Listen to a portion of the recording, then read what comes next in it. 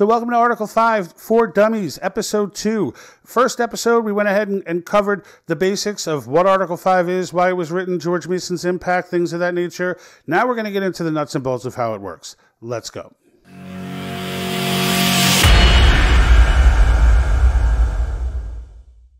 Okay, so welcome back, and before we go ahead and get started, I just want to make sure you smash that subscribe button, follow us on Facebook. We also have presence on MeWe and Rumble, and also to continue on our promotion of our new store. We now have a t-shirt store that we have put together with a lot of Article 5 content, as well as some other patriotic content, your classic Let's Go Brandon. This one is actually my favorite. Our founders gave us the tools. We need to use them. Article 5 is inscripted into the flag. That is the shirt that I'm wearing right now. And I love this shirt. Great conversation starter. Love the fact that Article 5 is there. The actual text is on the shirt. But we also have We the People Set the Terms, Ask Me How to Save America. Ask Me How to Save America actually is one that has started quite a few conversations out in public with people asking that question. Use the promo code We the People for 15% off. All shipping is free, and we donate a portion of all proceeds to COS Action. So let's go ahead and get started with this. So I started this off right now just with the language of Article 5, just so you can quickly go over it. I'm not really going to read it out to you again. We did that in Episode 1. But I do want to just kind of talk about how this process works, because there is some ambiguity to some people as to how it works. People are used to these ridiculously detailed, down to the 1,600 page, literature or legislation on how things work. I want to explain why Article 5 was written the way it was. Some things were assumed and based on historical precedent and other parts of history. So, for example, how conventions. So people will ask, well, I read Article 5, and it doesn't say anywhere in there exactly how exactly how these delegates get chosen and exactly how the process works beyond that. It just says that a convention may be gathered by the states in order to do it. And there's a reason for that. And the reason for that is the Constitution's not deciding how the delegates get chosen. The Constitution's not trying to decide that. The founders weren't trying to decide that. The states decide that. One of the things you have to realize when you're looking at Article 5, and really everything in the Constitution, is that we have to kind of reset our thinking here of how this country is supposed to be working and how it was designed to work. All right. So there are 50 United States. All right. We are not America. That's America. Calling us America is slang. We are the United States of America. All right. And the reason why we're named that is because each state is sovereign. So the Constitution is not trying to tell Delaware or New York or someone else how they have to operate and run and pick their delegates and what they have to hold their delegates accountable to. This is not the Constitution's place. The founders didn't see that as the Constitution's place. The Constitution was written with the understanding that the states are sovereign. Okay? So that's a big point to get started with here, because it does matter. All right, it does matter that we look at it through that lens as we go through. Now, the founders in this process gave all the power to the state legislatures. All right, so there's a reason for this. They didn't give it to the governors. They didn't give it to anyone in federal government. They gave all of the power in this process to the state legislatures, because the state legislatures are clearly the closest representatives to the people. All right. And to those of you who equate them as being just as corrupt as federal Congress, they're not. They're not. You're just wrong. Okay. If you're saying that. The reality of the matter is most state legislatures, almost all, are fully accessible. Okay. Good luck trying to get, send an email to your congressman in the federal government. Good luck trying to get some time to talk to them. If you're not a special lobby group or someone who's worth millions, you're not getting any lengthy time to sit down and talk to them. Okay. That being said, your state legislatures are not that way. You can schedule time with your state legislatures. You can speak to them directly. They do see a group of 1,000 people as a major group, as a major impact. Okay, because in a district, it is a major impact. All right, so this is why the founders chose the state legislatures as the vehicle. All right, and all of the power in this process really does derive from them. Now, even in the other method of amending the Constitution, it derives with the state legislatures, because Congress is merely, just like the convention, all they can do is propose. it ultimately comes down to whether or not the state legislatures, vis-a-vis the people, agree with these amendments, okay? So I just want to start off with that precedent. So the way this process works is as follows. Each state, okay, will gather, debate, and a lot of those debates are going on right now. You can check them out. We're going to give updates on them consistently, so go ahead and subscribe. You'll get those updates. Convention of States is talking about it all the time as well, Convention of States action. So basically the states, now 34 of them are required. It's 2/3 of the states, the same as with Congress. It needs to be 2/3 of Congress of each house to propose anything. Now, once 2/3 of the states have gotten together and decided on the topics that they want to talk about, then a convention must be called, shall be called, right? So the convention Congress shall call a convention for proposing amendments. Now, it's important that it says shall because Congress really doesn't have any other involvement beyond that. Now, it does articulate that they can decide whether or not the states, when ratifying, do it by individual state conventions or by state legislatures. It's kind of a moot point because the states will just hold a convention with their legislatures. So the reality of the matter is Congress has no say here. All right, so if you're listening to people tell you that, oh, Congress can take this whole... No, they cannot. They cannot. And despite the simplicity of the language, the beauty of the Constitution is the language is very direct.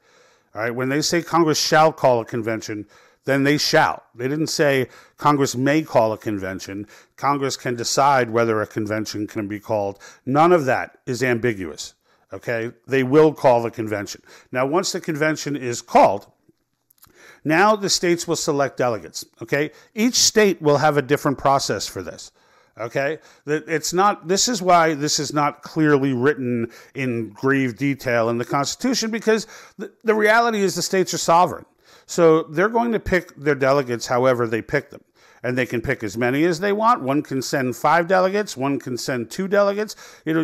Normally, it will come somewhere between 3 and 5 delegates, all right? Because you want a variety of thought. You don't want one person going in and pigeonholing your state into his frame of thinking or her frame of thinking. You want there to be a conglomerate going on, right? So they'll pick their delegates. Now, despite how many delegates they pick, each state gets 1 vote, okay? 1 vote.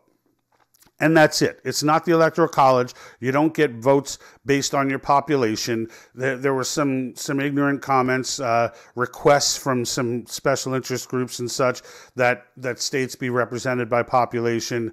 It's just not warranted. There's no historical precedent for it. It's not how this works. All right. And there's a reason why it doesn't work that way. It's 1 vote per state because states are sovereign. And we're going to come back to that point. That's why I said in the beginning, it's important to understand that states are sovereign. Doesn't matter what their population is. They are sovereign. They are individual. Okay.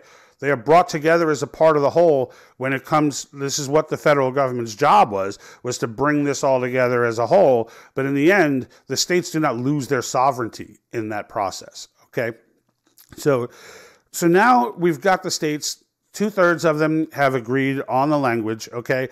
And you may hear from some people, well, the language, they're going to go crazy with this. They're going to run away with it and just start making stuff up. It's not written anywhere in Article 5, what they're allowed to discuss or what they're not allowed to discuss. No, it's not written in Article 5. It's written in every single resolution that's being passed, all of which you can find on our website, state by state. Okay, we have links to each and every one. And what you will notice when you read all of those resolutions is that they are all keeping their delegates confined to 3 general topics. Not 3 specific topics, 3 general topics, okay? And those topics are term limits, federal government overreach, and fiscal restraints, all right? And the reason why those topics are general is because the whole point of this is to have a debate and discussion over what the best avenues would be in order to get these things under control. All right. So if they were just going to give them specific, we need you to make an amendment just specifically on this, well, then you don't need the convention.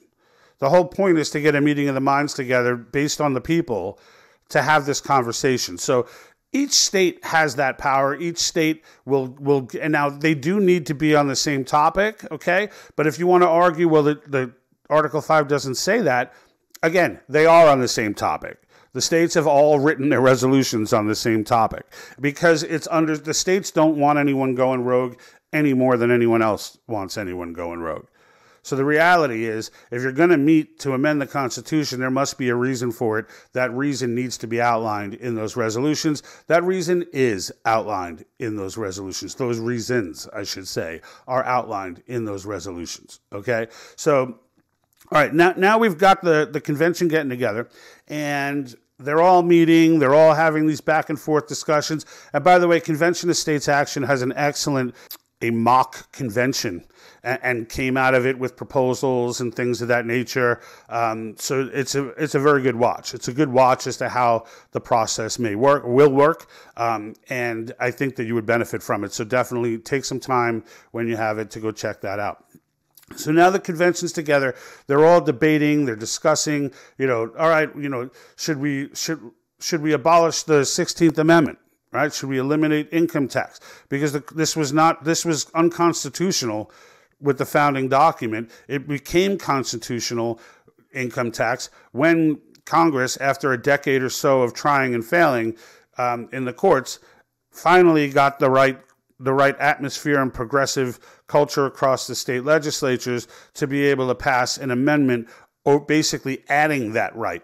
And what fiscal restraints would probably examine is whether that was the right thing to do or not, right? And we can get into the nuts and bolts of that in a different episode. But the fact is, they would get together, they'll discuss these amendments. We want to impose term limits. All right, how many years should each person, should each congressman be allowed to serve? What about the deep state? How long can these appointed officials be in office? What about the Supreme Court? What are we going to do with them? Are we going to, 8 years, 10 years? Do we have backups for them? All of those sorts of issues will be discussed. Okay. Now, it will take 26 of the 50 states to approve not to approve a proposal, but to make a proposal valid for the states. So let's say they're saying, 8 years for the Supreme Court, 6 years or 12 years max for Congress, for the Senate, maybe 6 years max for the House, and they put this all together in language in an amendment. 26 of the 50 states have to approve that. And it's also important to understand that even though 34 states is what it takes to actually call the convention, all 50 are invited to the convention. It is not, just those, only if you write a resolution you can go. All right, all 50 states get say in the convention. They all get to choose delegates. It's just 2/3 of them to call the convention. All right, so the states that likely may never pass stuff, they still show up at the convention. They still have a say. They're still engaged in the debate. All right, but 26 of those states, so it's just a simple majority to allow the proposal to move forth to the states for ratification. All right, now we're at a supermajority. Once it gets to the states, all right, the state legislatures or conventions, within each state, not the convention, but conventions within each state or the state legislatures, most likely it will be the state legislatures. They will then take a look at these proposals that their delegates have come back with on those topics. All right, and then they'll decide whether or not they want to ratify them or not, or if they have issues, or if they want to send them back and let them debate this some more. However they're going to decide, they'll decide. But it requires 3/4 of them in order to approve something. So the notion that you may hear that this is going to go rogue, they're going to overturn the Bill of Rights, they're going to write a whole new constitution. One person said, there's a guy out there who's already got a constitution written. No delegate is showing up to the convention with a pre-written new constitution. Okay? Now, to this, I will appeal to your common sense. All right? You've got 50 states, 38 of which you will need to agree on anything that comes out of that convention. If delegates were commissioned to speak on 3 topics and they came back with an entirely new document, I mean, you have to sell yourself on this now, that 38 states are going to look at a whole new constitution and go, yeah, that looks good. We're going to go ahead and do that. There are not enough Dutarus across the country for that to happen. It just will not happen. They won't even get, if they come back with amendments on other topics, all right, some states in this case are actually writing separate legislation. So there's agreement that the 34 resolutions need to be in the same general language as far as what the topics are. However, some states are writing additional legislation after that to put additional restraints on their delegates. And they can say, hey, this is a crime punishable by 20 years in prison. If you come, they can say whatever they want. Again, the states are sovereign. All right. But I can assure you that the states are not trying to look at rewriting the Constitution. It's just not going to happen. All right. So, but that's the process. So now, if the states go ahead and they all are in agreement, or at least 38 of them are in agreement, well, then their amendments are in. The amendments are in, and they are now binding. All right. So that's the crux of it. Okay. That's how the process works. All right. I think that's enough for the second episode. I just wanted to make sure you understood, how this goes down the chain. Right? We're going to do other videos that are explaining some of the arguments. I've just got turned on to this Robert Brown guy who's pretty adamant against convention of states. I also, from our MeWe folks in particular, a lot of conservatives who are fearful of things that are simply irrational, in my opinion. They're good patriots. They're good people. We just severely disagree on this opinion. There is only one way to get what we need to get across, okay? There's only one way. And one thing that everyone that disagrees with convention of states has in common is an absolute failure to provide alternative solutions. Okay? The only two that I've ever heard was a declaration of causes, which is something that should not, I'm not even going to get into it, but it's something that could be looked at if we amend the Constitution and Congress and the courts just decide to openly disobey it, which has not happened historically. Okay, and we can get into that. I understand some people go crazy with that statement. The reality of the matter is the courts have generally upheld all amendments that have been passed. All right? Their problem is they go off a different constitution than we do. They go off the annotated, the annotated version that's 3,000 pages long with all the Supreme Court decisions, and they focus more on precedent than the actual Constitution. So that's a separate issue. We'll get into that in another video, but I hope you enjoyed this. If you're still around, thanks for watching, and make sure that you go ahead and hit that subscribe button. We're going to be giving a ton of updates, not just on Article 5, but also we're going to give updates on different news stories going on and things of that nature. Jack and I are just two people with jobs and with careers and families and children, so we're putting out as many as we can. But this series will continue, so definitely subscribe. We look forward to seeing you in the future. I'm out. Like that.